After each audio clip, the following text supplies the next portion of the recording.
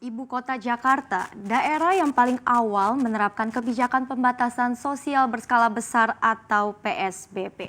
Bagaimana kondisi ibu kota Jakarta usai 2 bulan masa PSBB yang menjadi kunci dalam menekan penyebaran virus corona? Selengkapnya kami ulas untuk Anda dalam menanti nasib PSBB Jilid 3 Ibu Kota. Sebelumnya kita akan amati dulu grafik laju pertumbuhan kasus corona di Jakarta. Dari sebelum PSBB berlaku, jumlah kasus corona di Jakarta naik rata-rata 11,14% per harinya. Selepas itu, PSBB di tahap pertama yang berlaku sejak 10 April 2020 lajunya terlihat melambat tajam menjadi rata-rata 2,79%. Kemudian kita lihat PSBB tahap kedua ada fluktuasi. Pada 23 April 2020 terlihat bahwa ada 3,84% rata-rata per harinya. Dan kemudian memasuki ke tahap ketiga di 21 Mei terlihat cukup mulai melandai di angka 1,04%. Berikutnya juga ada kabar baik kemarin jumlah pasien positif corona di Jakarta terkontraksi atau tumbuh negatif 0,35% dengan jumlah pasien positif corona di DKI berkurang 26 orang dibandingkan dengan hari sebelumnya. Menjadi total 7.459 orang. Akan tetapi yang perlu kita perhatikan adalah bahwa sebenarnya laju pertumbuhan kasus corona di Jakarta belum bisa dibilang stabil dalam tren melambat. Kita lihat meskipun kemarin ada penurunan tetapi lajunya masih naik turun. Dan di sisi lain kebijakan PSBB yang mewajibkan beberapa sektor bisnis untuk berhenti beroperasi sementara tak bisa dipungkiri telah memberikan efek samping lainnya yaitu dampak ekonomi. Aturan PSBB yang memberlakukan pembatasan kegiatan usaha di hampir seluruh bidang ini menimbulkan masalah baru bagi ibu kota yaitu penurunan pendapatan. Gubernur DKI Jakarta Anies Baswedan menyebut pendapatan pajak turun 55% dari 50,17 triliun menjadi 22,5 triliun.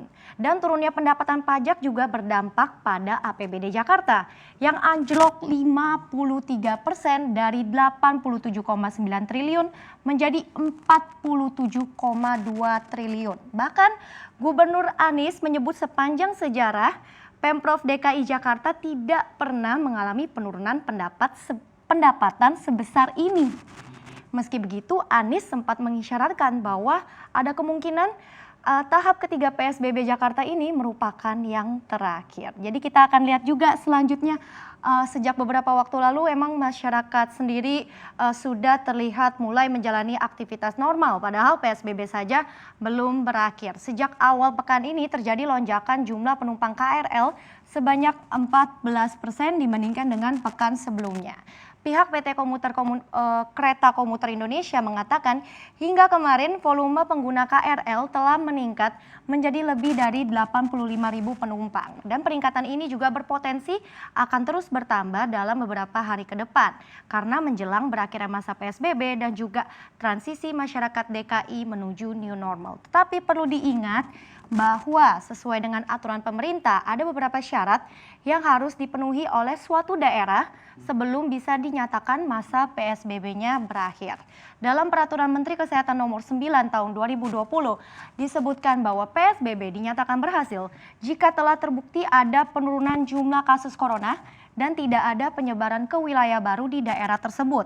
Kemudian tingkat penularan di daerah itu harus terbukti di bawah angka 1 selama 14 hari berturut-turut. Lalu perbandingan jumlah kasus juga tidak boleh melebihi dari 60% dari infrastruktur kesehatan. Yang berarti harus ada persiapan kesehatan yang memadai dari sisi kapasitas sarana, prasarana, dan juga SDM.